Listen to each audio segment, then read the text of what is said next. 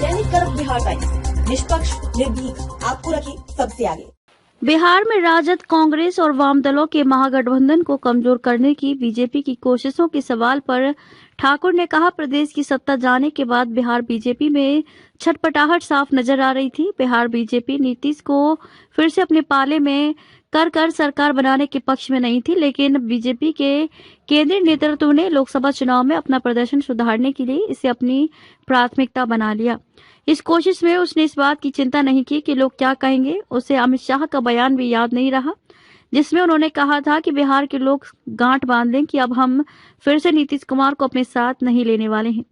नीतीश कुमार की राजनीतिक ताकत के सवाल पर ठाकुर ने कहा कि बिहार में नीतीश की राजनीतिक ताकत बढ़ने की जगह घटती जा रही है। उन्हें जनादेश बीजेपी के साथ सरकार चलाने का मिला था, लेकिन वो उसे छोड़कर महागठबंधन में चले गए।